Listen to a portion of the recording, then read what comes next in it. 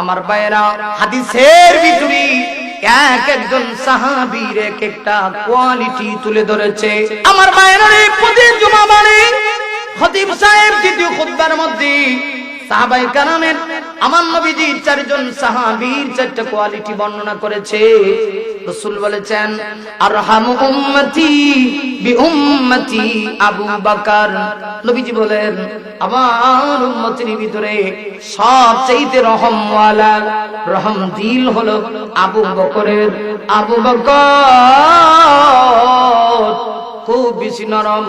রাসূল বলেন, ওয়াসাদুহুম ফি আমরিল্লাহি উমর। আমার সাহাবী উমর হলো গরম। প্রথমেই গেছে উমরের কাছে। সাহাবা গিয়া বলে, ভাই উমর, এই অপরাধ করেছি, জানতে চাই আমার কি মা বাসেনি?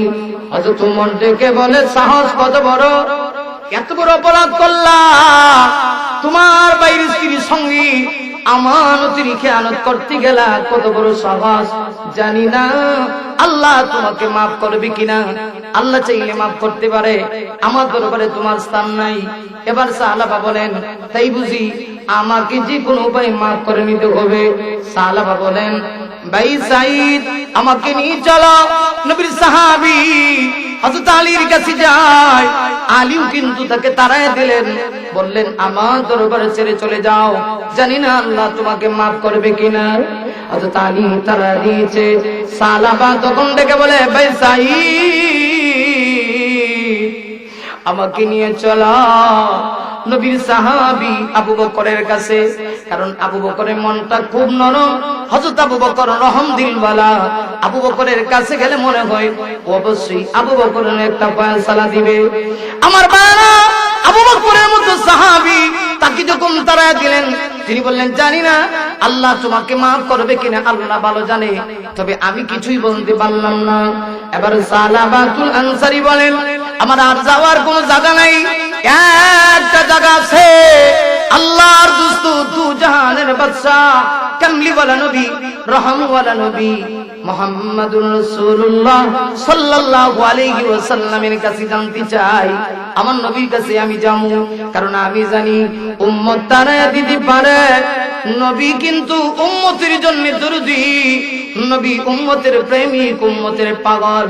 আমার নবী তো আমাকে তাড়ায় দিতে পারে না। আল্লাহু আকবার জোরে বলেন।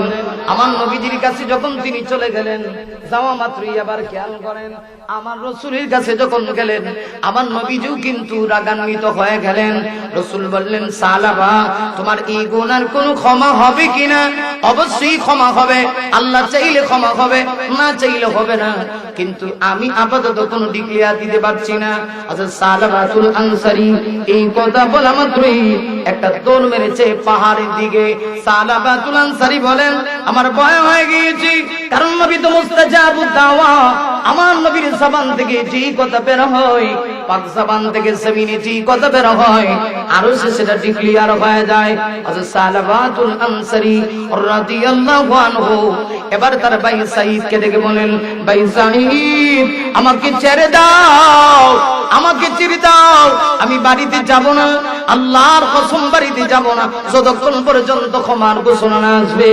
দৌড়ে আবার পাহাড়ে চলে গেলেন। গভীর রাত আল্লাহকে ডাকে আর ডাক দিয়ে বলে, আল্লাহ আমি গুনাহগার, তুমি গফফার। আল্লাহ আমি গুনাহগার, তুমি সত্তার। আল্লাহ আমি গুনাহগার, তুমি জব্বার। আল্লাহ আমি গুনাহগার, তুমি রহমান। আল্লাহ আমি গুনাহগার, তুমি রহিম। এইভাবে করে যখন কান্না শুরু করে দিল, মদিনার পাহাড়গুলি পর্যন্ত তার কান্নায় ব্যথিত হয়ে গেছে। রাতের বেলা আর কেউ ঘুমায় না, বন জঙ্গলের পশু পক্ষী পর্যন্ত ঘুম হারাম হয়ে গিয়েছে। হযরত সালাবা এইভাবে যখন কান্না করে, এমনিতেই আমার আল্লাহর কুদরতি জড়িয়ে জোশ মারছে।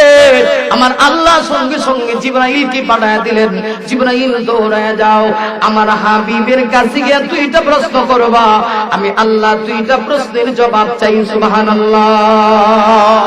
আমার ভাইরা লক্ষ্য করে দেখুন, হযরত সালাবা এবার সাথে সাথে প্রস্তুত হয়ে চলে গেলেন।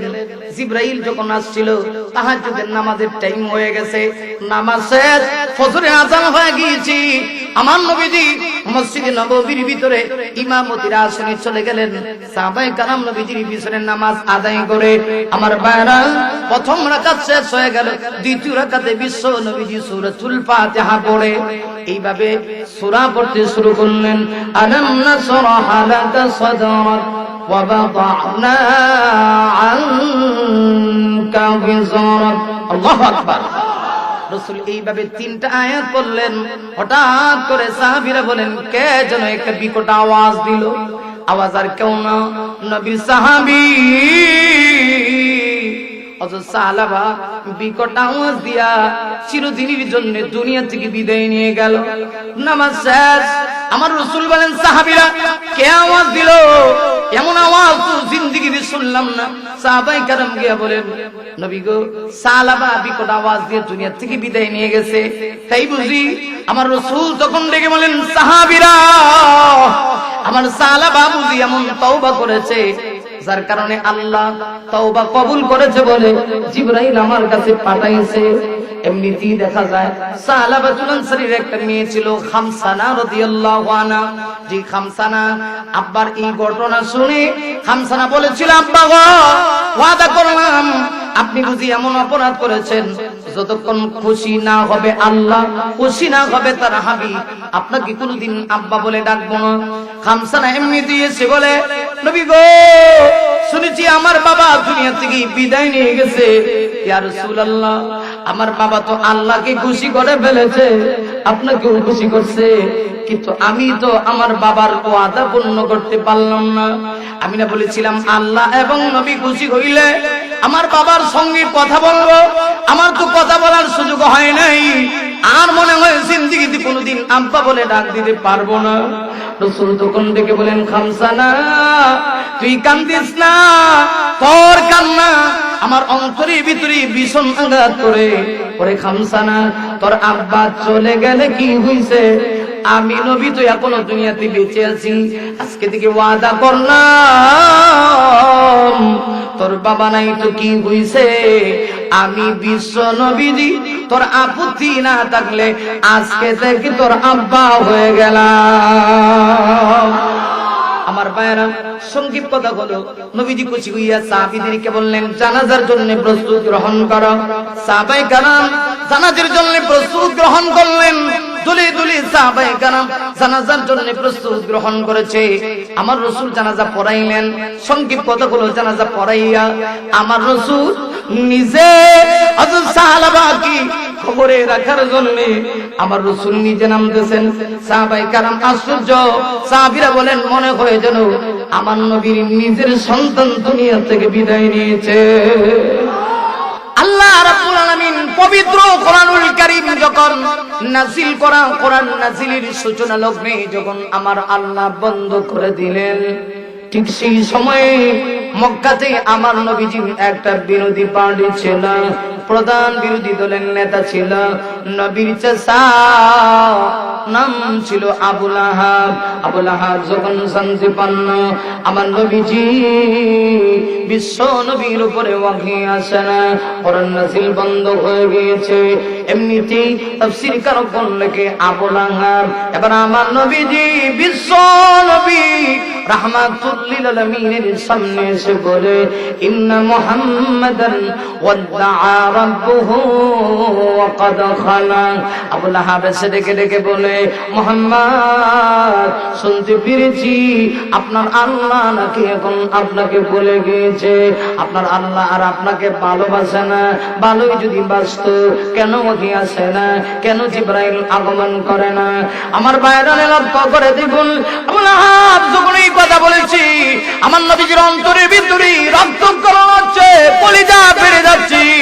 আমার নবীজি হাউমাউ করে কান্নায় ভেঙে পড়লেন। শুধু আবু লাহাবই কথা বলেছে তা নয়, আবু লাহাবের স্ত্রী, তার নাম ছিল উম্মে জামিল। উম্মে জামিল তদানীন্তন যুগে মারাত্মক চক্রান্তকারী মহিলা ছিল। আমার ভাইরা, পুরুষের চক্রান্তের চাইতে নারীদের চক্রান্ত আরো হার্ড হয়। আমার ভাইরা, এবার উম্মে জামিল যখন জানতে পারলাম আমার নবীজি বিশ্ব নবীজির কাছে ওহী আসে না, জিবরাইল আগমন করেন। উম্মে জামিল তখন এসে আমার নবীকে বলতে শুরু করে দিল, ও মুহাম্মদ, শুনেছি আপনার কাছে যে একটা শয়তান আসতো। শয়তান মানে জিবরাইল, জিবরাইলকে শয়তান বলে। ওই শয়তানটা নাকি এখন আর আপনার কাছে আসে না। বুঝতে পেরেছি আপনার আল্লাহ মনে হয় আপনাকে ভালোবাসেন। এই কথা যখন আমার নবী শুনেছে, আমার নবীজি নিজেকে কন্ট্রোল করতে পারেন না। নবীজির দুই চোখ দিয়ে অঝর নয়নে পানি পড়তে আরম্ভ হয়ে গেল। আমার ভাইয়েরা, আল্লাহ রাব্বুল আলামিন মুহূর্তের ভিতরে জিবরাইলকে পাঠায় দিলেন, ওরে জিবরাইল যাও, আমি আমার বন্ধুর উপরে রাগ করে ওহির দরজা বন্ধ করি নাই, কিন্তু কাফেররা এই সুযোগটা গ্রহণ করে ফেলেছে। ওরে জিবরাইল, আমার নবী কষ্ট পায়, আমি আল্লাহ সেটা বরদাস্ত করতে পারবো না। আরে জিবরাইল, এই পৃথিবীতে আমি আল্লাহ যত নবী রাসূল প্রেরণ করেছি, প্রত্যেক নবী রাসূলগণ দুনিয়াতে এসে আমার আল্লাহর ভালোবাসার প্রমাণ দিতে গিয়ে অনেক পরীক্ষা দিয়েছে। জিবরাইল আমাকে ভালোবাসার পরীক্ষা দিতে গিয়ে ইব্রাহিম পয়গম্বর আগুনের ভিতরে চাপ দিয়েছে। শুধু ইব্রাহিম পয়গম্বর তা নয়, আল্লাহর পয়গম্বর হযরত ইউনূস আলাইহিস সালাতু ওয়াস সালাম আল্লাহর ভালোবাসার পরীক্ষা কেমনে দিয়েছিলেন। ইউনূস পয়গম্বরকে সমুদ্রের তলদেশের মাছ যখন ভক্ষণ করে ফেলল, হযরত ইউনূস আলাইহিস সালাম তিন অন্ধকারের ভিতরে পড়ে গেলেন। সূরাতুল আম্বিয়ার ভিতরে রয়েছে, একটা অন্ধকার হলো রাতের অন্ধকার, দুই নাম্বার অন্ধকার হলো মাছের পেটের অন্ধকার, তিন নাম্বার অন্ধকার হলো সমুদ্রের নিচের অন্ধকার। এমনি অবস্থায় হযরত ইউনূস আলাইহিস সালাতু ওয়াস সালাম হঠাৎ করে তাকায় দেখেন সমুদ্রের নিচে যেন একটা পাথর, নিষ্প্রাণ পাথরের জবান থেকে আল্লাহর জিকির বের হয়। হযরত ইউনূস আলাইহিস সালাতু ওয়াস সালাম সাথে সাথে তার জবান দ্বারা খতমে ইউনূস পড়তে শুরু করে দিলেন। হযরত ইউনূস আলাইহিস সালাম বুঝতে পারলেন আমি আমার আল্লাহকে কি ভুলে গেলাম নাকি। ইউনূস পয়গম্বর এই তিন অন্ধকারের ভিতরে পড়েও আল্লাহর ভালোবাসার প্রমাণ দিয়েছে। ইউনূস পয়গম্বর আল্লাহকে ডাক দিয়েছে, ফানাদা ফিজ যুলুমাতি আল্লাহ আল্লাহ ইলাহা ইল্লা আনতা সুবহানাকা ইন্নী কুনতু মিনাজ জালিমিন। হযরত ইউনূস আলাইহিস সালাম তিন অন্ধকারের মধ্যে পড়ে কিন্তু আল্লাহকে বলেন নাই, তিনি আল্লাহকে একটা ডাক দিলেন। তিনি খতমে ইউনূসের আয়াত, খতমে ইউনূস ভাই আয়াতটা তেলাওয়াত করতে শুরু করলেন।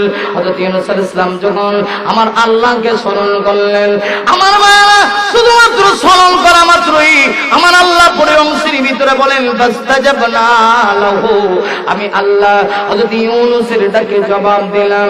শুধু জবাব দিয়েছি তা নয়, ওয়ানাজাইনাহু মিনাল গাম্মি, ইউনূস পয়গম্বরকে আমি আল্লাহ মাছের পেট থেকে মুক্ত করে দিলাম।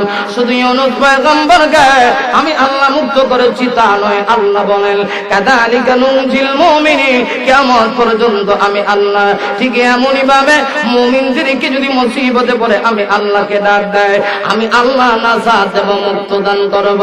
আমার প্রাণের ভাইরা, ইউনূস পয়গম্বর তিনিও কিন্তু মাছের পেটের ভিতরে গিয়া আল্লাহর ভালোবাসার প্রমাণ দিয়েছে। শুধু ইউনূস পয়গম্বর তা নয়, একজন আল্লাহর পয়গম্বরের নাম ছিল হযরত আইয়ুব আলাইহিস সালাম। আইয়ুব আলাইহিস সালাতু ওয়াস সালামকেও কিন্তু আমার আল্লাহ কঠিন বেদ দিয়া, কুষ্ঠ রোগ দিয়ে আল্লাহ পরীক্ষা করেছিল। হযরত আইয়ুব আলাইহিস সালাতু ওয়াস সালামের মাথা থেকে নিয়ে পা পর্যন্ত শরীরের এমন কোন অঙ্গ নাই যে অঙ্গে কুষ্ঠ রোগ আক্রান্ত করে নাই। কুষ্ঠ রোগে এমন ভাবে আক্রান্ত করেছে হযরত আইয়ুব আলাইহিস সালাতু ওয়াস সালামের দেহগুলি বসতে আরম্ভ হয়ে গেল। অবস্থা এমন হয়েছে একটা পর্যায়ে হযরত আইয়ুব আলাইহিস সালাতু ওয়াস সালামের জবানটা বসতে আরম্ভ হয়ে গেল। হযরত আইয়ুব আলাইহিস সালাম তখন মহান আল্লাহকে দেখে বলেন, প্রভু গো, আমার জবানটা তুমি পচিয়ে দিও না, আল্লাহ জবান নষ্ট করে দিও না। আল্লাহ যত বড় পরীক্ষা করো, কিন্তু জবানটা যদি তুমি নষ্ট করে দাও, আল্লাহ এই জবান দিয়ে আমি তোমাকে কেমনে ডাকবো লাগবে। হযরত আইয়ুব আলাইহিস সালাম দুই মুহূর্তে আমার আল্লাহর কাছে এই কথা বলে প্রার্থনা করলেন, মহান আল্লাহ আইয়ুব নবীর দোয়া কবুল করে হযরত আইয়ুব আলাইহিস সালাতু ওয়াস সালামকে কঠিন ব্যাধি থেকে মহান আল্লাহ মুক্ত করে দিয়েছে। তাহলে কি বোঝা যায়, এই পৃথিবীতে যত নবী রাসূল প্রেরণ আল্লাহ করেছে প্রত্যেক নবীর এসে আমার আল্লাহর ভালোবাসার প্রমাণ দিয়েছে, কিন্তু একজন নবী এমন নবী যেই নবী কষ্ট পাইলে আল্লাহ বলে জিবরাইল আমি আল্লাহ কষ্ট পাই, ঠিক কিনা? জিবরাইল আমার নবী যে কষ্ট পাইছে, পৃথিবীর সকল নবীরা আমি আল্লাহকে খুশি করতে চাই, আর আমি আল্লাহ বিশ্ব নবীকে খুশি করতে চাই। সুবহানাল্লাহ। এই বছর করেন না, মাঝে মধ্যে কি শয়তানে ফেলেছে নাকি? একজন দুইজন ওটা বসা করে, আমি কিন্তু ওয়াজ শেষ করে দেব। আমিও হেরম বক্তা, কেউ উঠবেন না, এত বিশাল মজমা মনে হয় জানো মাহফিলটা কানায় কানায় পরিপূর্ণ। কথা কোন ঠিক না বেঠিক? কোন কথা বলছিলাম? আল্লাহ বলেন জিবরাইল আমার নবী কষ্ট পাইছে। আবু লাহাব এবং তার স্ত্রী উম্মে জামিল আমার নবীকে নিয়ে কটূক্তি করা শুরু করে দিয়েছে। যাও সূরা দোহা নিয়ে যাও। জিবরাইল আলাইহিস সালাতু ওয়াস সালাম আগমন করলেন। আল্লাহ বলেন জিবরাইল অন্য সময় যখন আমি আল্লাহ কোরআন শরীফের কোন সূরা নাযিল করতাম তুমি নবীর সামনে গিয়ে আস্তে আস্তে করে তেলাওয়াত করতা, এইবার আস্তে করে নয় একসঙ্গে সূরা দোহার 3টা আয়াত আমার নবীর সামনে গিয়ে তেলাওয়াত করে শোনায় দাও। আর জোরে কোন না একসঙ্গে কয় আয়াত নাযিল হইছে? আর জোরে 3 আয়াত নাযিল হইছে। খেয়াল করবেন, আমি কিন্তু এই মাত্র সূরা ঢুকতেছি, মাত্র ঢুকতেছি, ওয়াজটা মাত্র ময়মনসিংহের মুড়ে আইছে, বুঝেন নাই? এখন বোঝা দরকার। আল্লাহ রাব্বুল আলামিন সূরা নাযিল করলেন। আবু লাহাব এবং আবু লাহাবের স্ত্রী উম্মে জামিল কটূক্তি করেছিল।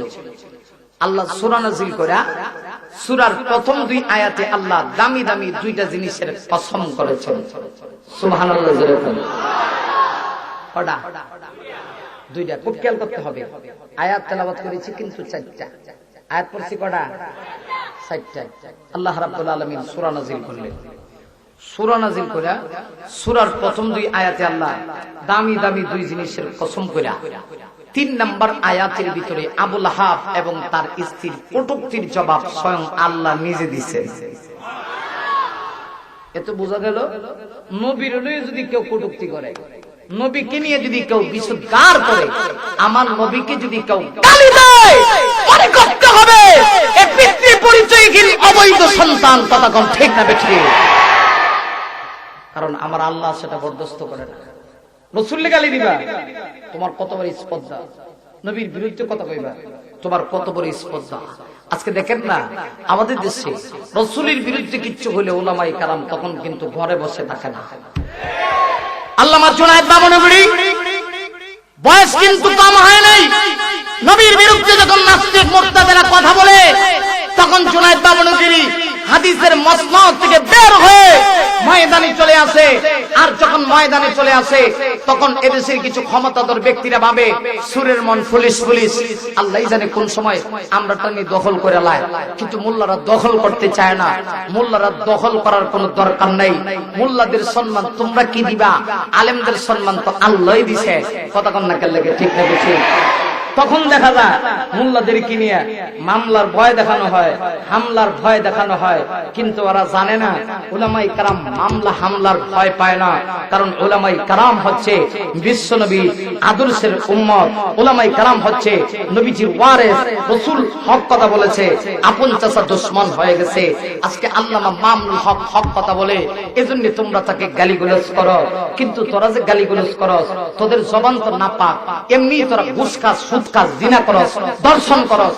আবার এমন একজন ব্যক্তিকে নিয়ে তোরা নাক গলাস, এমন একজন ব্যক্তিকে নিয়ে তোরা বিসৎকার করস যেই লোকটার জবান দিয়ে 24 ঘন্টা রাসূলের হাদিস বের হয়। মনে রাখিস এই দিন দিন না। আলেমদের সঙ্গে যারা বেয়াদবি করে যুগে যুগে ওরা লাঞ্ছিত বঞ্চিত হয়। দুনিয়াতে ওরা ক্ষতিগ্রস্তের মধ্যে পড়ে, দুনিয়াতে ওরা লাঞ্ছিত হয়, বেজ্জতি হয়, পরকালে ওরা জাহান্নামে যায়। কথা বল ঠিক না বেঠিক? অতএব যত পারার করে আল্লাহ করলেও কোনো সমস্যা নাই, কারণ উলামায়ে কেরাম এমন এক জাতি, মাইর খাইব, হাসির মঞ্চে যাইব, এরপরও হক কথা ছাড়বে না। ঠিক জোরে আওয়াজ করে বলতে হবে কথা, ঠিক কিনা? অতএব আমরাও সেই হকপন্থী উলামায়ে কেরামদের সাথে আছি কিনা নাই? আরো জোরে বলতে হবে, আছে কিনা নাই? আল্লাহ রাসূলের স্পষ্ট হাদিস, আল মারউ মা মান আহাব্বা ইয়াউমাল কিয়ামা, দুনিয়াতে যে যাকে ভালোবাসবে কিয়ামতের দিন তার সঙ্গে তার হাসর হইবে। তুমি যে টয়লেট সুরের সাথে গিয়ে খারাপ, হাসর কিন্তু টয়লেট সুরের লগে তোমার হইল। আচ্ছা দেখেন না কেমন দুঃখ লাগে, দেখেন বর্তমান অবস্থাটা কি। আমি একদিন ওয়াজ করে তাফসীরে ঢুকতেছি, একটু খেয়াল করেন, আজকে আমি ওয়াজে তো তাড়াতাড়ি ছাড়তাম না, আরো 1 ঘন্টা আমার দেওয়া লাগবে। আপনারা আসেননি কিন্তু খুব লম্বা হবে না, অবশ্য আমার পরে অনেক বড় বড় আলেমরা আছেন, ওনারাও কিছু কথা বলবে। এরপরে যেহেতু এসে গেছি এই জন্য একটু কিছু বলতে চাই। আমার মনের জ্বালাটা বিরহ জ্বালাটা আমি আপনাদের সামনে একটু প্রকাশ করতে চাই, কারণ এটা না কইলে ভিতরে জ্বালায় আমি নিজে নিজে শেষ হয়ে যাবো। কথা কন না কেন, ঠিক না? ঠিক। আজকে দেখেন আমি দোকানের সামনে যাইতেছি, দোকান ছিলেন নি? আমরা দেশে দেখবেন শাস্ত্রের ভিতরেও দেখবেন মুফতির আর অভাব নাই, বড় বড় মুফতি সাহেবান।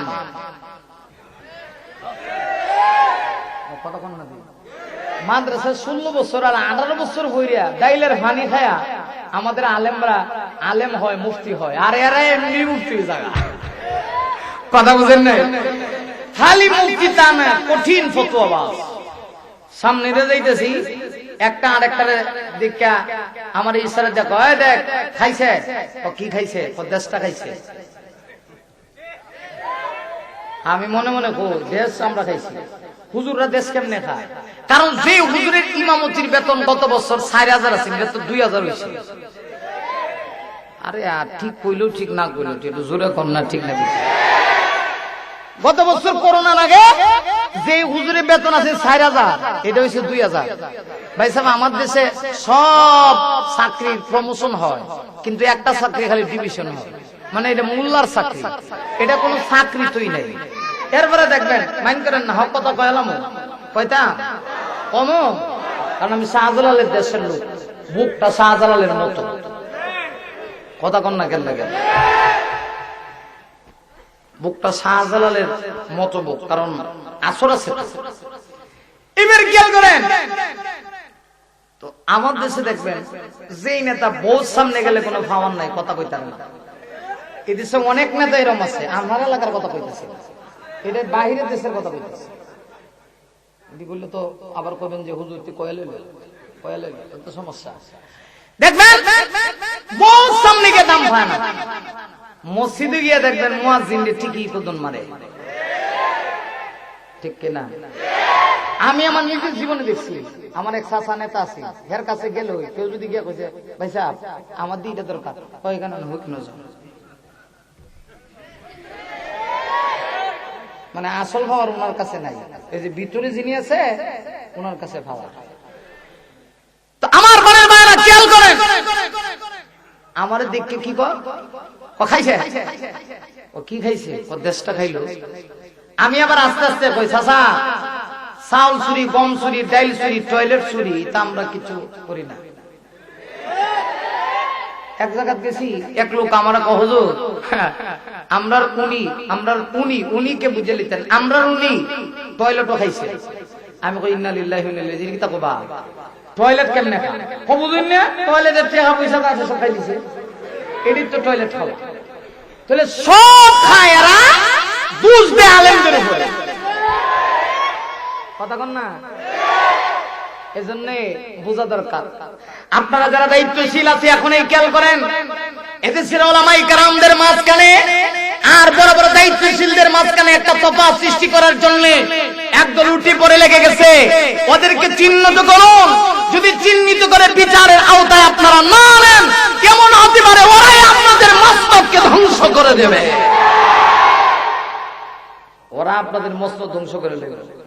এদেশে আলেমরা আপনাদের দুশমন না, কারণ আলেমরা তো ক্ষমতা চায় না, আলেমরা নেতৃত্ব চায় না। আমরা নেতৃত্বের দরকার নেই, পারলে আরো 500 বছর চালান, আমরা সমস্যাটা করব, কিন্তু আমরা হক কথা কম, এখানে বাধা দিতে না। আপনি চুরি করবেন আমরা কই থাকতাম না। ও মাগো আপনি দি মগের মুলুক হয়ে গেছেন কেন? এটা মুসলমান কখনো বরদাস্ত করতে পারে না। কথা কোন ঠিক না ঠিক? খেয়াল করেন। এই আর এদিকে সেদিকে যাওয়া যাইতো না। মূল কথা আইসা আল্লাহ রাব্বুল আলামিন সূরা নাজিল করলেন, সূরা দুহা নাজিল করলেন। নাজিল করে আবু লাহাব এবং তার স্ত্রীর কটূক্তির জবাব 3 নাম্বার আয়াতে আল্লাহ নিজেই দিয়েছেন। সুবহানাল্লাহ। আমার মায়েরা লক্ষ্য করে দেখুন, শুধুমাত্র আবু লাহাব এবং তার স্ত্রী উম্মে জামিলের কটূক্তির জবাব আমার আল্লাহ দিয়েছে তা নয়। আল্লাহ 4 নাম্বার আয়াতের ভিতরে নবীকে একটা সান্ত্বনার বাণী আল্লাহ শুনাইছে, আশার বাণী আল্লাহ শুনাইছেন। এই কথাগুলি একটু পরে বলি, এর আগে শুন আবু লাহাব এবং তার স্ত্রী উম্মে জামিলের কটূক্তির জবাব দিতে গিয়া আল্লাহ কিন্তু দামি দামি 2টা জিনিসের কসম করেছে। স্মরণ আছে কিনা নাই? এবার খেয়াল করেন, আল্লাহ কসম করে কেন? দুনিয়াতে মানুষ কসম করে কোন জিনিসের তাকিদ বা গুরুত্ব বোঝানোর জন্য। আল্লাহ কসম করে কেন? আল্লাহ কি কোন জিনিসের কসম করে গুরুত্ব বোঝাইতে হয় নাকি? না না না, আল্লাহর কথা এমনিতেই দামি, এরপরেও আল্লাহ কসম করেন কেন? মুফাসসিরগণ জবাব দিয়েছেন 2টো কারণ। 1 নাম্বার কারণ হলো আল্লাহ যে জিনিসের কসম করে জিনিসটা কম দামি হয় না, অনেক দামি হয়, এজন্য আল্লাহ কসম করে। 2 নাম্বার কারণ হলো আল্লাহ কসম করে পরবর্তী একটা জিনিসের গুরুত্ব আল্লাহ বোঝায়। আমার মায়ের লক্ষ্য করে দেখুন, আবু লাহাব এবং তার স্ত্রী উম্মে জামিল যখন আমার নবীকে নিয়ে কটূক্তি করেছে, জবাবে আমার আল্লাহ সূরা নাজিল করে সূরা দুহার প্রথম 2 আয়াতে আল্লাহ 2টা কসম করেছেন। 1 নম্বরে আল্লাহ বলেন ওয়াদুহা,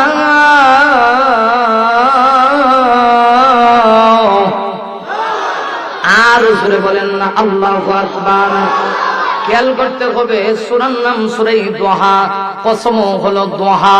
আল্লাহ বলেন ওয়াদুহা, দুহার কসম, দুহার শপথ, দুহার কসম। 2 নম্বর কসম হলো আল্লাহ বলেন ওয়াল্লাইলি ইযা সাজা,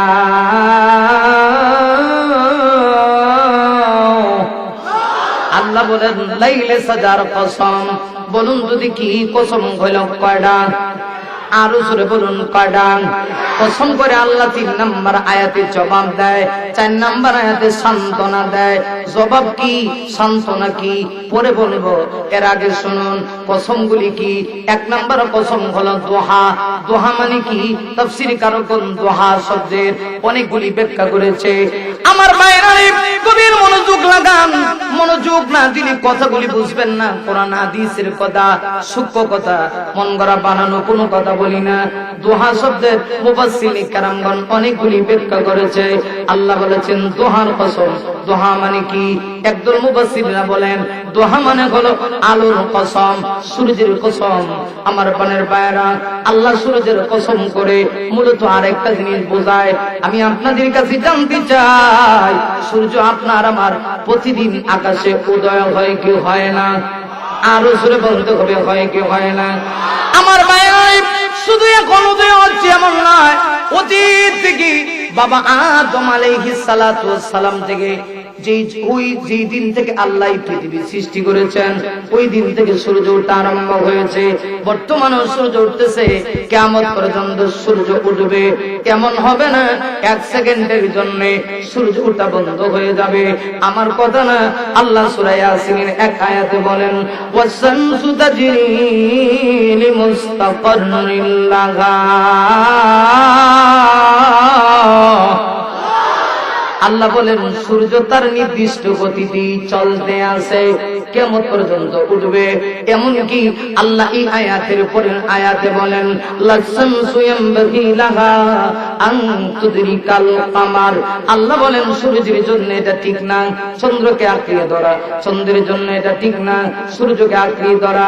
তার মানে সূর্য আর চন্দ্র কোনোদিন সংঘর্ষ হয় না, প্রতিদিনই সূর্য তার নির্দিষ্ট কক্ষপথে চলতে আছে।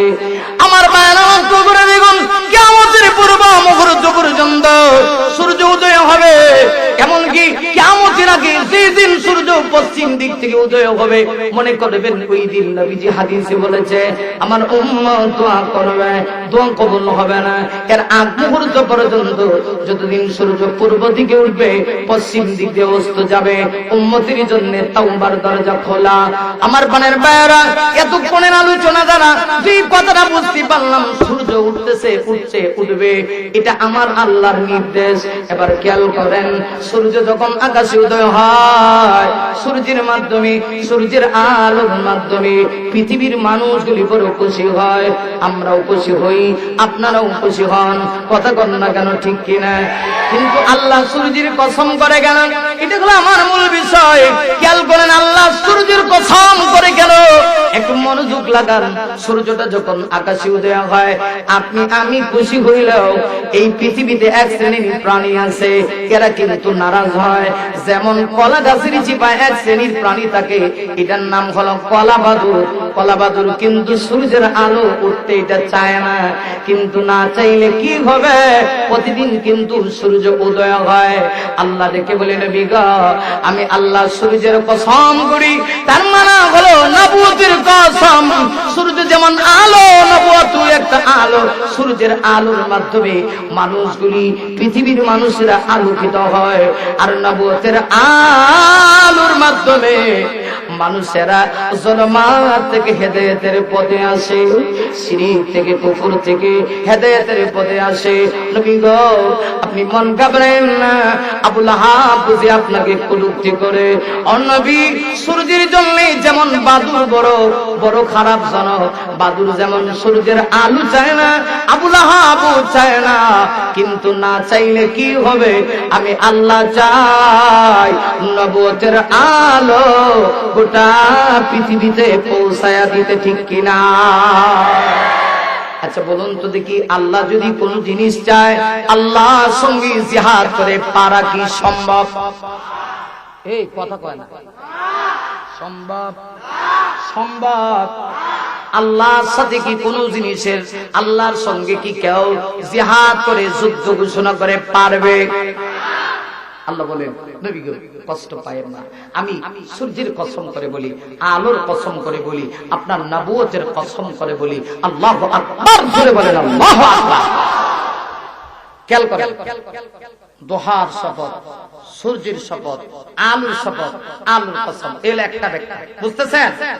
আর একটা কইলে তা আপনারা তখন লাগো আমার দিকে চান, আর একটা কমো। 2 নাম্বার, এই ছাত্র ভাইরা যারা আছে সাবধান। আল্লাহ বলেন, ওয়াদুহা, দুহার কসম। দুহা মানে কি?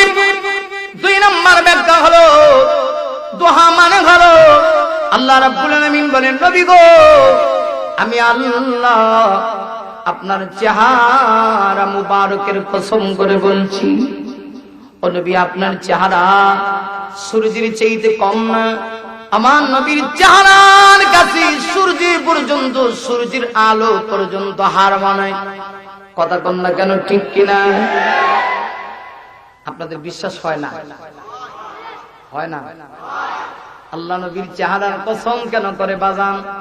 একটা তত্ত্বভিত্তিক কথা আপনাদেরকে বলে যাই, খেয়াল করবেন। একজন পয়গম্বরের নাম ছিল হযরত ইউসুফ আলাইহিস সালাতু ওয়াস সালাম। নাম শুনছেন? একটু কথা বলবেন, নাম শুনছেন? হযরত ইউসুফ আলাইহিস সালাতু ওয়াস সালামকে আল্লাহ তাম পৃথিবীর অর্ধেকটা সৌন্দর্য দিয়া আল্লাহ সৃষ্টি করেছেন। সুবহানাল্লাহ, ফোগাড়ো করে বাইক লয়ে দেন গিয়া। আপনারা সুবহানাল্লাহ কইতে রাজি না, একদম সব আড়াই উড়াই বই দেয়, বোঝা যায় যে বক্তা সাহেব টিয়া পয়সা তো আপনি লয়ে যাবেন, আপনি কম কথা কন না, ঠিক না? ঠিক। খেয়াল করেন, আমার সাথে একটু কথা বললেন, মাহফিলে মুখ এরকম ঠিক না, হাসবেন, বক্তাকে উৎসাহিত করবেন, যখন জাহান্নামের ওয়াজ শুনবেন কানবেন, আর যখন কোরআন হাদিসের কথা শুনবেন মনোযোগ দিয়ে শুনবেন, প্রয়োজন হলে একটু সুবহানাল্লাহ বলবেন। সাবধান, সুবহানাল্লাহ জাকাত নাউজুবিল্লাহ কয়েন না, কারণ আমরা দেশে এমনও পাবলিক আছে সারা রাত ওয়াজ শুনে খালি সুবহানাল্লাহ, অনেক সময় নাউজুবিল্লাহ যেখানে কয় এখানেও সুবহানাল্লাহ। সারা রাত ওয়াজ শুনে সকালবেলা জিজ্ঞাসা করে জুলেখা বেড়া না বেটি, এরকম কিছু লোকও কিন্তু আমরা সমাজ আছে। এমন শ্রোতা যেন আমরা না হই, আর এমন বক্তা হয়েও লাভ নাই যেই বক্তা শুধুমাত্র টাকার জন্য ওয়াজ করে, খালি মিষ্টি কণ্ঠ দিয়ে বাবা জান্নাত জাহান্নামের ওয়াজ করে ফাড়াই লাইছে, কিন্তু একটা হক কথা কয় না, কারণ হক কথা বলে মাইর খাইব, এজন্য হক কথা কয় না। বাংলাদেশের পাবলিক তোমাদেরকে ছাঁটাই করা সময়ের ব্যাপার, কথা কর না কেন, ঠিক না বেশি? এদেশে শুধু টুপি আর পাঞ্জাবি লাগাইলে হক হওয়া যায় না। কারা হক, কারা বাতিল, কারা সত্যের পক্ষে বলে, কারা মিথ্যার পক্ষে বলে, কারা টাকার পক্ষে যায়, এখন জনগণ খুব ভালো করে বুঝে লইছে। ইনশাআল্লাহ সুযোগ আসবে, তোমাদের জবাব দেওয়ার সুযোগ আসবে কিন্তু ইনশাআল্লাহ, কথা বল ঠিক কিনা? আমাদের এক বুজুর্গ, আমাদের এক আলেম, আমরা যাকে অনুসরণ করি, তিনি বলেছেন তুমি যদি হক কথা বলতে নাই পারো তাহলে তুমি অন্তত পক্ষে চুপ থাকো। হক কথাও হয় না, শুভ থাকে না, কারণ হক কথা বলে মাইর খাইব, আর চুপ থাকলে হইতো না, শুভ থাকে না, হক কথাও কয় না, কথা কন না কেন, ঠিক না বেশি? সজাগ থাকতে হবে। এজন্য সব বক্তার ওয়াজ শোনা যাইত না, খালি বক্তা হইলে হয় না বড়া, হক কথা কন লাগে, কথা কন ঠিক না বেশি? খেয়াল করেন, হযরত ইউসুফ আলাইহিস সালামের কথা বলছিলাম, স্মরণ আছে? আল্লাহ নবীর চেহারার পছন্দ করে কেন? কারণ এই পৃথিবীতে আল্লাহ আমার নবীর চেয়ে সুন্দর করে আর কাউরে বানাইছেই না। সুবহানাল্লাহ, দেখো না, কারণ আমার নবীর চেহারাটা আল্লাহর কাছে দামি, এর জন্য আল্লাহ পছন্দ করে, কথা কোন ঠিক না বেঠিক? হযরত ইউসুফ আলাইহিস সালামের কথা বলছিলাম। শোনো, তোমরা তো নায়কদের চেহারা দেখে খুব সুন্দর, কিন্তু আজ পর্যন্ত এমন একটা নায়ক পাইছিনি যে অন্ধকার রাত্রিতে লাইট নিভাইয়া নায়কের চেহারা দিয়ে কোদাল দেখা যায়, কোদাল, কথা কন না কেন, ঠিক কিনা? নায়ক ফাত লাগান আপনার কি চেহারা?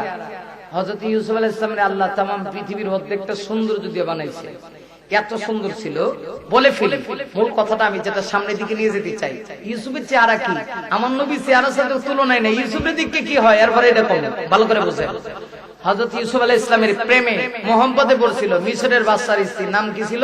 জুলেখা। নাম শুনছেন আপনারা? জুলেখা কিন্তু ইউসুফের মহব্বতের ভিতরে পড়ে গেছে। আশিকু সে क्या मजा है माशिकु से पहुंचो, आशिकु से क्या मजा है माशिकु से पहुंचो, शाखे गुल में क्या मजा है बुलबुलियों से पहुंचो। प्रेमिक जाने प्रेमिकार खबर। जुलेखा तो आगे हजरत यूसुफ के स्वप्न देखे, तफसीर करने লেগেছে, আগে থেকে স্বপ্ন দেখা जुलेखा ইউসুফের জন্য পাগল, কিন্তু প্রেমিক পুরুষকে তালাশ করে পায় না। আল্লাহু আকবার, আল্লাহর কি কুদরত!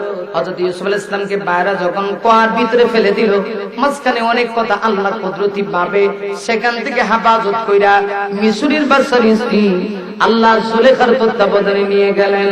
কিন্তু জুলেখা ইউসুফের চেহারা দেখে তো পাগল হয়ে গেছে। ভাইরা আমার, পাগল হওয়ার এই কথা জুলেখাও তো তাফসীর কারক লিখেছি। তদানীন্তন যুগে জুলেখাও কিন্তু চমৎকার সুদর্শন সুন্দরী একটা মহিলা ছিল। শুধু সুন্দরী মহিলা ছিল তা না, জুলেখাও বড় জ্ঞানী বুদ্ধিমতী মহিলা ছিল। কিন্তু ইউসুফকে দেখে এমন পাগল হয়েছে, 24 ঘন্টা সময় জুলেখার মুখের ভিতরে শুধু ইউসুফের জিকির, ইয়া ইউসুফ, ইউসুফ সারা কিছু বুঝে না, পাগল হয়ে গেছে গা। ভাইরা আমার, আমাদের সমাজের ভিতরে দেখবেন কোন একটা খবর যদি পুরুষের চাইতে নারীদের কান পর্যন্ত গিয়ে পৌঁছে যায়, দেখবেন এটিএন বাংলার সাংবাদিকদের প্রচারের আগে ওরাই এমনিতে প্রচার করে, ঠিক কিনা? কারণ নারীরা সংবাদ প্রচার করতে খুব আগায় আছে। আমরা সিলেটি ভাষা কয় বয়, বয় বয়, বুঝেননি? বয় এই কথাও কয় না, কেমনে ওয়াজ করছেন কোন সিদি বয়, বুঝেননি? বয় মানে হলো বই, দুই বই একখানা বইয়া একজন আরেকজন উকুন মারে আর কয় বয় গো কিতা গো, কিতা হইছে, শুনলানি খবর, কিতা হইছে, অমুক বাড়ির টাইম কিতা করলা। এই কিন্তু খবর প্রচার হয়ে যায় একজনের কান থেকে আরেকজনের কান, আরেকজনের কান থেকে আরেকজনের কান। তো এবার খেয়াল করেন, জুলেখা যে হযরত ইউসুফ আলাইহিস সালামের বালাবা, এই খবরটা গোটা মিশরের সব জায়গায় পৌঁছে গেছে। মহিলারা তো যখন এই খবর পৌঁছে গেছে, এই খবরটা আবার বাদশার স্ত্রী জুলেখার কান পর্যন্ত আইছে। এবার খেয়াল করেন, জুলেখা চিন্তা করলো, আমি ইউসুফের প্রেমে পাগল হয়েছি, আমার ব্যাপারে কত ধরনের কথাবার্তা চলতেছে।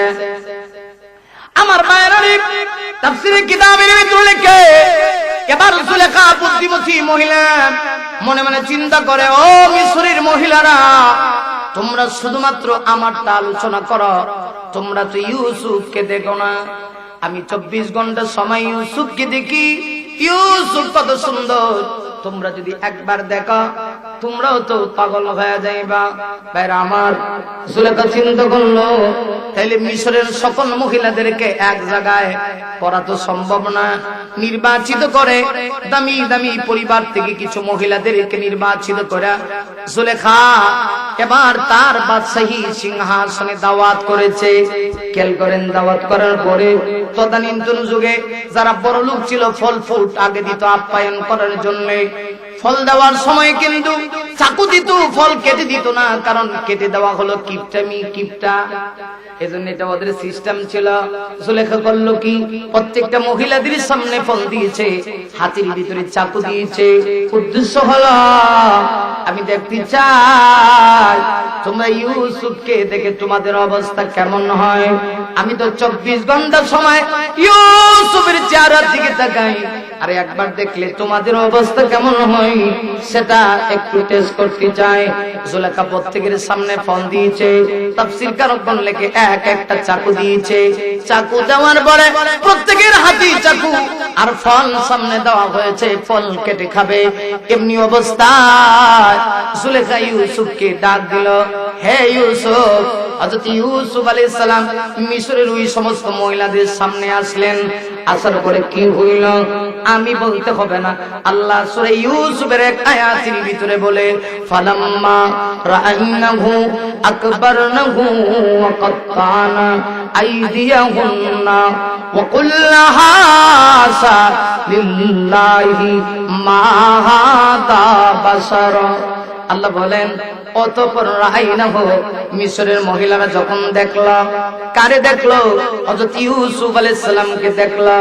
ইউসুফকে দেখার পরে কি হইছে আল্লাহ পরের অংশের ভিতরে বড় সুন্দর করে বলেন, আকবারনাহু, এর এক ব্যাখ্যা হলো আই হাই যাও, মহিলাদের মাসিক হয়ে গেছে গা। শুধু তা না, মহিলাদের হাতে ছিল চাকু, চাকু দিয়ে ফল কেটে খাবে। হযরত ইউসুফ আলাইহিস সালামকে দেখা আল্লাহ কোরআনের ভিতরে নিজেই ওয়াজ করে বলেন, আত্তানা আইদিয়াহুন্না, মিশরের মহিলারা ফলের বদলা হাত কাটতে আরম্ভ করে দিয়েছে। শুধু হাত কাটে তা না, মিশরের মহিলারা তখন একটা কথা বলেছে, আল্লাহ সেই কথাটা কোট করে কোরআনুল কারীমের সূরা ইউসুফের ভিতরে আল্লাহ তুলে ধরেছে। তখন মিশরের মহিলারা বলেছিল, কুল্লা হাসালিল্লাহ, এর একটা ব্যাখ্যা হলো আই কাসামানিল্লাহ, আল্লাহর কসম। মিশরের মহিলারা বলে, মা হাদা বাশারা, হযরত ইউসুফ কোন বাশার না, মানুষ না, ইন হাদা ইল্লা মালাকুন কারীম। মিশরের মহিলারা বলে, ইউসুফ হয়তোবা আসমানের এক সম্মানিত ফেরেশতা। ইউসুফ আলাইহিস সালামের চেহারা দেখে কথা কয়। এবারে খেয়াল করেন, আম্মা জান আয়েশা সিদ্দিকা রাদিয়াল্লাহু আনহা বলেন, পৃথিবীর সন্ধান শোনো, মিশরের মহিলাদের ঘটনা শুনেছি। মিশরের মহিলারা ইউসুফ আলাইহিস সালাতু ওয়াস সালামের চেহারা দেখে হাত কাটছে। আল্লাহর কসম করে বলি, আম্মা জান আয়েশা সিদ্দিকা বলেন, ওই সমস্ত মহিলারা যদি আমার স্বামী বিশ্ব নবীকে দেখতো, আল্লাহর কসম ওরা হাত কাটবে দূরের কথা, কলিজা পর্যন্ত কেটে ফেলত। আমার নবীর আল্লাহ কত সুন্দর করে বানাইছে। কারে অনুসরণ করবা? সৌন্দর্যতার জন্য যদি পৃথিবীতে কাউকে অনুসরণ করতে হয়, নবীকে করতে হবে। ঠিক না কইল ঠিক? আওয়াজটা জুড়ে বলতে হবে কথা। মিয়া, কারে অনুসরণ করবা? কোন নেতা মানো? কোন নেতারে মানো? একটু খেয়াল করো। কোরআন শরীফে আল্লাহ কোন নবীর চেহারার কসম করে নাই, আমার নবীর চেহারার কসম করছে। কারণ নবীর চেয়ে সুন্দর করে এই পৃথিবীতে আল্লাহ আর কাউকে বানায় নাই। এটা খেয়াল করে। মানুষ 3 জায়গায় দাম পায় না। কয় জায়গায় জানি? সবাই বলেন। এর মধ্যে একটা জায়গা হলো নিজের বউর কাছে। ভোলামান কস না কেন? তোরা কর, মুরব্বীরা কয় না, ভোলামান কর। তার কাছে দাম পায় না। বউর কাছে, কারণ বউ জানে আপনি কয় নাম্বার। কতক্ষণ নদী আপনারা গেলে আমরা হুজুরের কথাই করি, সারা দেশে ওয়াজ করি, কত জায়গায় গেলে তেল ভরা, নুন ভরা, আদা ভরা, পানি ভরা, আরো কত ভরা। এক জায়গায় গেছে হুজুর রশিদা ভরে দিলে, কতক্ষণ না ঠিক কিনা? কিন্তু কয়জন হুজুরের বউ গিয়া কয় যে সাহেব আপনি একটু পানিটা ভরে দিন, আর এক হিসাবের কাছ থেকে পানি ভরালো। কিন্তু কিন্তু কিন্তু আমার নবীর ব্যাপারে এই পৃথিবীর আর কেউ বলতে হবে না। আম্মা জানা আয়েশা সিদ্দিকা বলেন, লানা শামসুন ওয়ালিল আফাক শামসুন, লানা শামসুন ওয়ালিল আফাক শামসুন ওয়া শামসি আফদালু মিন শামসিস সামাই فإن الشمس تطلع بعد الفجر والشمس تطلع بعد العشاء। আমার ভাইরে আম্মা জানা সিদ্দিকা বলেন, পৃথিবীর মানুষ শুনো, तमाम পৃথিবীর সকল মানুষের একটা সূর্য আছে, আর আমি আয়েশা পার্সোনাল একটা সূর্য আছে। পৃথিবীর সকল মানুষের সূর্যোদয় হয় ফজরের নামাজের পরে, আর আমি আয়েশার সূর্যোদয় হয় এশার নামাজের পরে।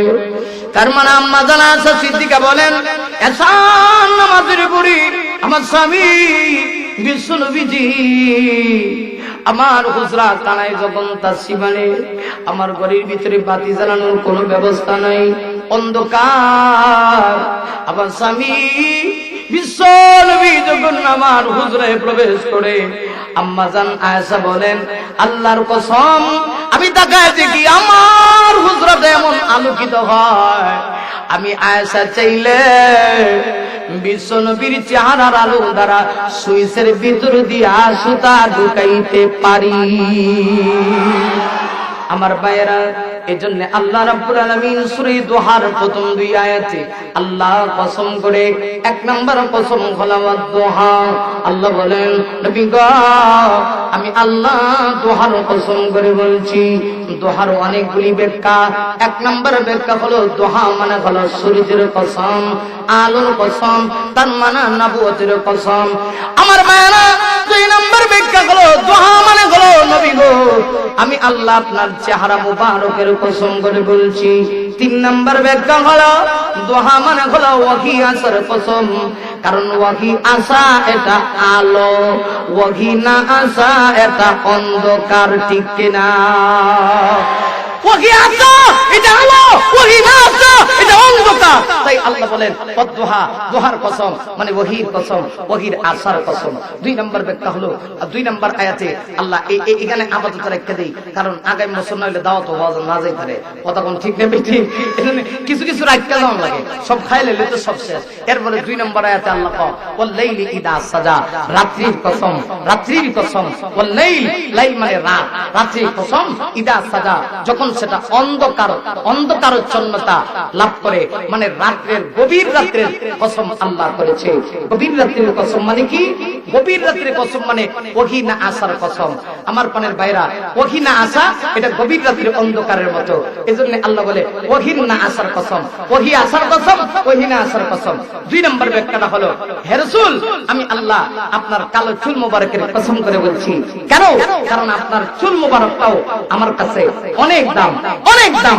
এজন্যই তো কওমি মাদ্রাসায় দাওরায়ে হাদিসের মধ্যে একটা কিতাব পড়ানো হয়। কিতাবটার নাম হলো শামাইলে তিরমিজি। শামাইলে তিরমিজির মধ্যে আমার প্রাণের ভাইরা লক্ষ্য করে দেখুন, বিশ্বনবীজির সুরতুন নবী এখানে বর্ণনা করেছে হাদিসের রেফারেন্সের মাধ্যমে। সুরতুন নবী মানে বিশ্বনবীজির চেহারা মুবারক, রাসূলের চুল মুবারক কেমন ছিল, দাড়ি মুবারক কেমন ছিল, নাক মুবারক কেমন ছিল, কপাল মুবারক কেমন ছিল, এই সমস্ত বিষয়ের আলোচনা আছে। আল্লাহর কাছে নবীর চেহারার দাম, নবীর চুলের দাম, কিন্তু দুঃখজনক হলে সত্য, যেই নবীর চেহারার কসম আল্লাহ করে, যেই নবীর চুলের কসম আল্লাহ করে, যেই নবীর এত দাম, এত মর্যাদা, কোরআনে কোথাও আল্লাহ তার হাবিবকে একবার ইয়া মুহাম্মদ বলে ডাকে না। অথচ সেই নবীকে আজকে নাস্তিক আর মুরতাদগুলি জঙ্গিবাদ বলে আখ্যায়িত করে। ক্লিয়ার ভাষায় বলে দিতে চাই, তোমরা তোমাদের মুখ সামলাবা, কারণ এদেশের মুসলমান সবকিছু বরদাস্ত করবে। নবীকে নিয়ে কটূক্তি করবা, নবীকে জঙ্গিবাদ বলবা, নবীকে সন্ত্রাস বলবা, যেই জিহ্বা দিয়ে বলবা, আল্লাহর কসম এদেশের তাওহীদি জনতা তোমাদের ওই জিহ্বা টেনে এনে সকালবেলা কুকুরকে খাওয়াবে। কথা বল ঠিক না?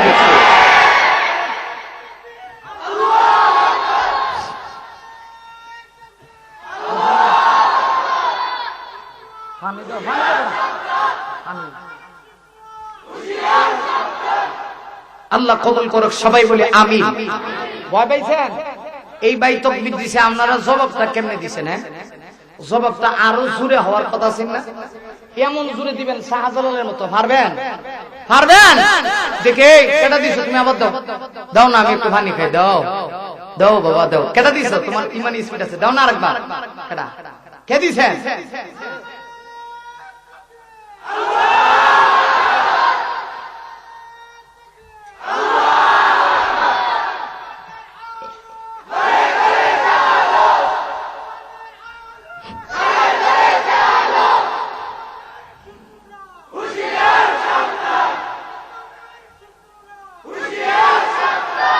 মাশাআল্লাহ, মুরব্বি বাবা দি।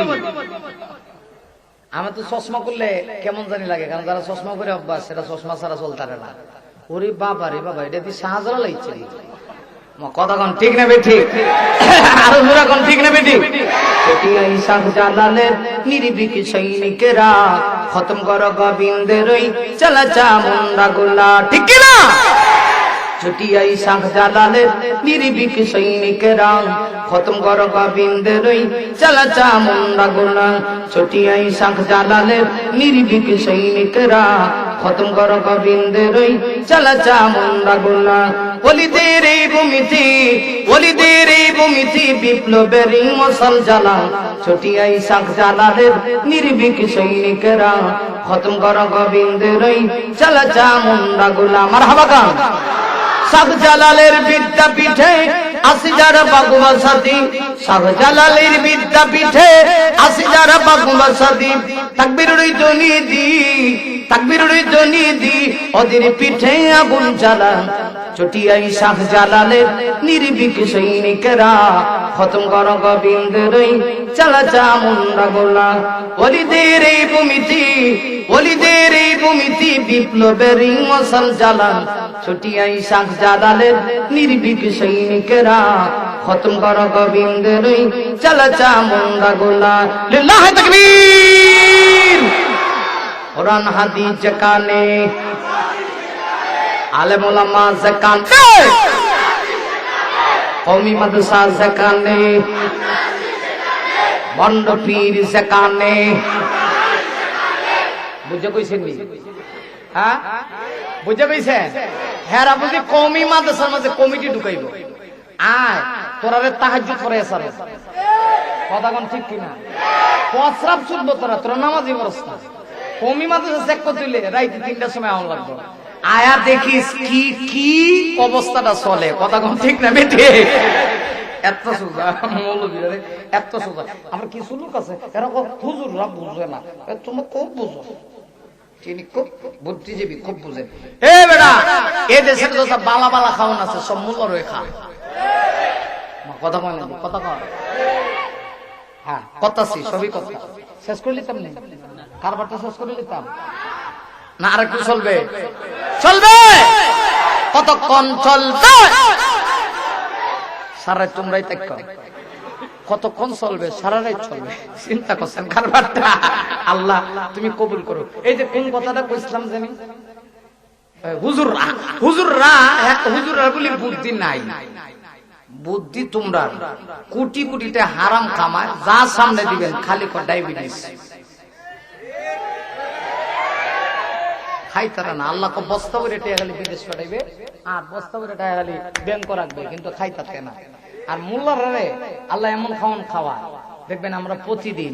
আর এই দেশে যত মোল্লা মৌলবী আছে, এবার তো লকডাউন, এর ভরে 250 প্রোগ্রামের উপরে লেখা আছে, 250টার উপরে লেখা আছে, বুঝেননি?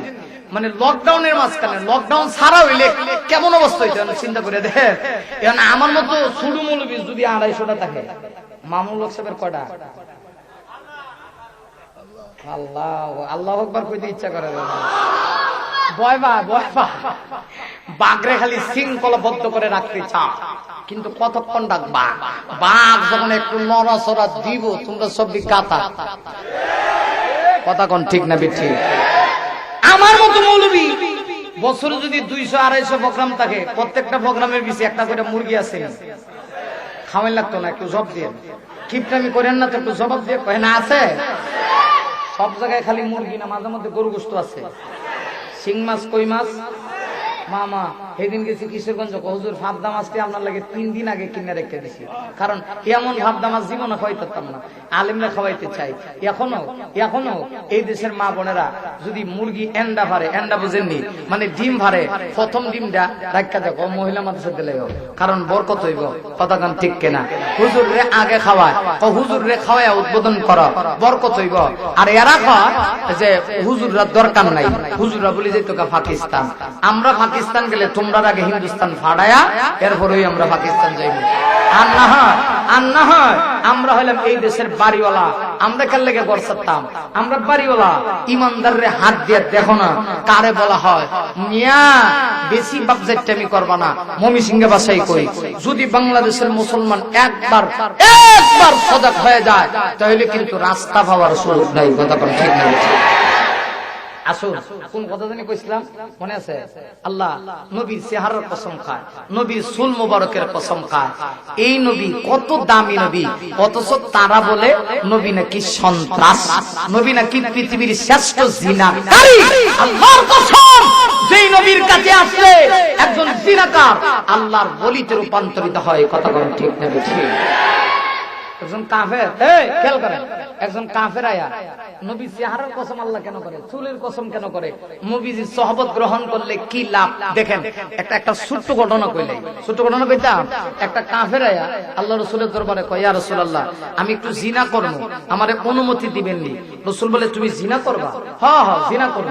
রাসূল বলেন ঠিক আছে অনুমতি দিব, কিন্তু এর আগে তোমার কাছে আমার একটা প্রশ্ন আছে। হুজুর প্রশ্ন মানে কি? রাসূল বলেন প্রশ্ন হলো তুমি কার সাথে জিনা করবা? কয় ইয়া রাসূলুল্লাহ জিনা কার সাথে করব? রাসূল বলেন হয় তোমার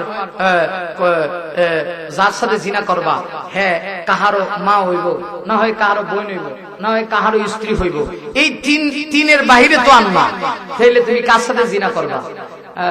হুজুর ঠিক কথাই তো কইছেন। আচ্ছা তাহলে এবার তুমি বলো, তোমার স্ত্রীর সঙ্গে যদি কেউ জিনা করতে চায় তোমার অনুমতি দিতে পারবা তো? লোকটা বলে হুজুর আমার ফাইন নিচে জুতা আছে, জুতা দিয়ে গাল ফাড়াইলাম। কথা কোন ঠিক না বেঠিক? রাসূল বলেন জুতা দিয়ে গাল ফাটাইবা? আচ্ছা তোমার মায়ের সাথে যদি কেউ জিনা করতে চায়, হুজুর এর কল্লাটা উড়ায় দিন। তোমার বোনের সাথে যদি কেউ জিনা করতে চায়, হুজুর ইসরাফিলের সিংহায় ফু দেওয়ার আগে আমি দিলাম, অসুবিধা হবে না। রাসূল বলেন আচ্ছা ভালো কথা, তাইলে তুমি যার সাথে জিনা করবা হ্যাঁ হয়তো বা কারো মা হবে, না হয় কারো স্ত্রী হবে, না হয় কারো মেয়ে হবে, তাহলে তুমি কেমনে জিনা করতে চাও? লোকটা বলে ইয়া রাসূলুল্লাহ ইয়া হাবিবাল্লাহ, হাতটা বাড়ায়া দেন। জিন্দেগিতে কত মানুষ দেখছি কিন্তু এমন মানুষ তো জীবনে দেখিনি। ইয়া রাসূলুল্লাহ আমার বুঝ হয়ে গিয়েছে, আমি আর জিন্দেগিতে কোনোদিন জিনা করব না, আমাকে এই মুহূর্তে বায়াত করান, আমি কালমা পড়ে মুসলমান হয়ে যাব। সংক্ষেপে আরেকটা কথা বলি, আমার রসুলের চেহারার কসম খায়, আমার রসুলের কালো চুল মুবারকের কসম খায়া আল্লাহ জবাব দেয়। জবাবটা 2 মিনিটে কইলে মাঝখানে একটা কথা কইলাই। কথাটা হলো এই নবীর চেহারা, এই নবীর চুলের আল্লাহ কেন প্রশংসা করে? কারণ এই নবীর সহবত যারাই গ্রহণ করে এরা আল্লাহর ওলি হয়। যেমন খেয়াল করেন, সংক্ষেপে 5 মিনিটে কম ধৈর্য হইব আপনাদের। খেয়াল করেন, বিশ্বনবীজির একজন সাহাবী ছিলেন, গভীর মনোযোগ খেয়াল করেন। বিশ্বনবীজির একজন সাহাবী ছিলেন আনসার সাহাবী, নাম ছিল হযরত সালাবাতুল আনসারী রাদিয়াল্লাহু আনহু। সালাবাতুল আনসারী আনসার সাহাবী, বাড়ি হলো মদিনায়। আরেকজন সাহাবী ছিলেন, ওই সাহাবীর নাম ছিল সাঈদ ইবনে আব্দুর রহমান রাদিয়াল্লাহু আনহু। তিনি ছিলেন মুহাজির সাহাবী। নবীর জন্য, ইসলামের জন্য, কোরআনের জন্য নিজের স্ত্রী, নিজের সন্তান, ঘর বাড়ি, দেশ পিতা মাতা সবকিছু ছেড়ে আল্লাহর রাসূলের জন্য হিজরত করে মদিনায় চলে আসছে। সুবহানাল্লাহ কইতে না বুঝি। আমরা দেশে দেখা যায় একদল আশিকে জিলাপি আছে, এটা আমি আশিকে জিলাপি কই। আলহামদুলিল্লাহ এখন এগুলা আস্তে আস্তে উঠে যাচ্ছে। এই যে বর্তমান বিশ্বের প্রেক্ষাপট, আল্লামা মামুনুল হক সাহেব যখন মূর্তির বিরুদ্ধে হক কথা বলছেন, তখন দেখা গেছে আমরা তাহিরি সাহেব পর্যন্ত হক কথা বলছে এটা মামুনুল হকের একা কণ্ঠ না, আমার কণ্ঠ। কথা কোন ঠিক কিনা? এনায়েতুল আব্বাসী বলেছে এটা মামুনুল হকের একা কণ্ঠ না, আমার কণ্ঠ। অতএব মনে করতে হবে এদেশে মামুনুল হক নয়, যে কেউ যদি হক কথা বলে এদেশে ধর্মপ্রাণ মুসলমান তার সঙ্গী রয়েছে। কথা কোন ঠিক না? আবার পরের বাইরা খেয়াল করেন, ইসলাম কারে করে? তুমি বুঝি জিলাপি খাইবার লাগে ভাত লইয়া যাওয়া, আর আশিক রাসূল নবীর বিরুদ্ধে কিচ্ছু বলে তোমার গায়ে লাগে না। জিলাপি একটা কম হইলে ফিডা আরম্ভ হয়ে যায়। তাই বুঝি আশিকের রাসূল হইছে না আশিকে জিলাপি? আর সাহাবীদের অবস্থা দেখে, সাঈদ ইবনে আব্দুর রহমান রাদিয়াল্লাহু আনহু নবীজি দুইজনের সাথে একটা ভাতৃত্বের বন্ধনে আবদ্ধ, যে যাইবো গায়ে ঠকবো। খেয়াল করেন না, কইতাম না, শেষ করে লইতাম। কমো তাহলে আমার দিকে সবাই খেয়াল করেন। একজন উঠলে আমার মনটা নষ্ট হয়ে যাবে। বাজান কেউ যদি ফসরাব ধরে আপাতত একটু সময় লাগে বন্ধ করে রেখে দিন না। যে মনে করেন আজকে ওয়াজ মাহফিলের জন্য থাক একটু পরেই, আর যদি ডায়াবেটিস থাকে তাহলে মাবাস। তো ওয়াজের একটা সিস্টেম আছে, এটা কোরআনের মজলিস। আমরা মাদ্রাসা যখন পড়াই, ছাত্ররা ফসরাবে ধরলে কয় নাম্বার দেখা, আর বাথরুমে ধরলে আমি যদি বিড়ি খান কয় নাম্বার দেখে গেল? কথা কয় না, এই কথা কয় না। বিড়ি খাইলে কয় নাম্বার দেখবেন? 3 নাম্বার দেখলে কত?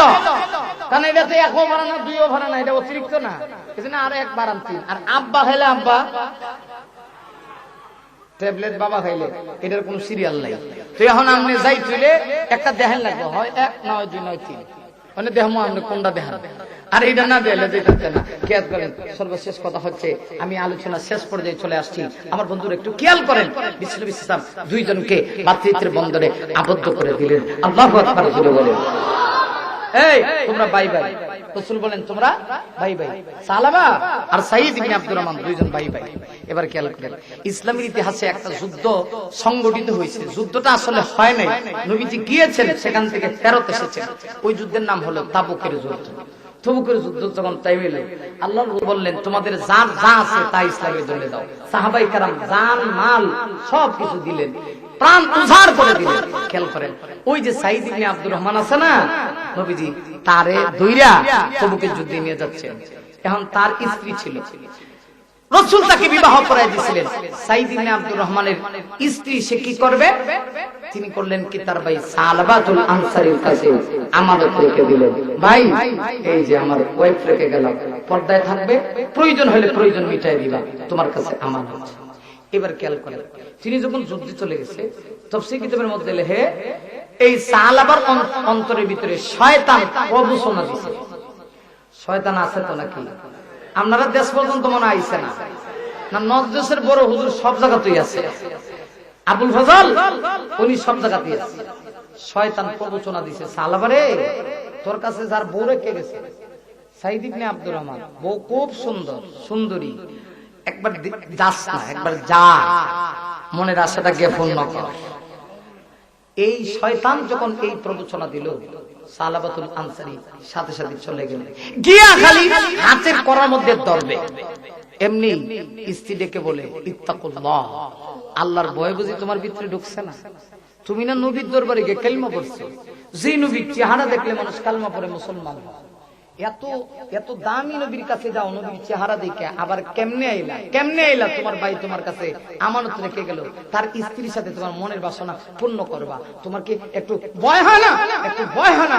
যে মুহূর্তে কথা বলেছে হযরত সালাবাতুল আনসারী একটা চিৎকার মারছে, চিৎকার মারা একটা দৌড় মারছে, আল্লাহ আমি তো অপরাধী হয়ে গেছি, আল্লাহ তোমার নবী আসলেন, কি জবাব দিব? ওই নবীর হাতে হাত রেখে কালিমা পড়ে মুসলমান হয়েছি। হযরত সালাবাতুল আনসারী একটা দৌড় মারছেন, দৌড় মাইরা মদিনাতে এক পাহাড়ের নিচে গভীর এক গর্তে বসে বসে রাতের আঁধারে আল্লাহকে ডাকে। এক একটা ডাকে মনে হয় যেন কলিজা ফেটে যায়, এইভাবে ডাকতে শুরু করলো। ওই দিক দিয়ে রাসূল জিহাদে গেলেন, জিহাদ আর হলো না। তাবুকের প্রান্ত থেকে বিশ্বনবীজি সাঈদ ইবনে আব্দুর রহমানকে নিয়ে ফেরত আসলেন। এসে যখন সাঈদ ইবনে আব্দুর রহমান জানছে তার ভাইয়ের এই ঘটনা, তিনি দূরে গেছেন। দূরে গিয়া তার ভাইকে বলেন, ভাই চলো, যা হয়েছে তো হয়েছে, আল্লাহ মাফ করবে।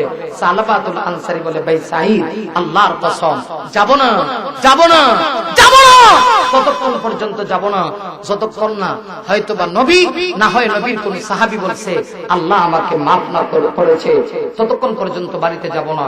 তাই বুঝি, তাহলে কই যাবা? চলো নবীর সাহাবী উমরের কাছে লয়ে যাও। আচ্ছা আপনারা কি বলে? উমর মনে হয় খুব ঠান্ডা, হ্যাঁ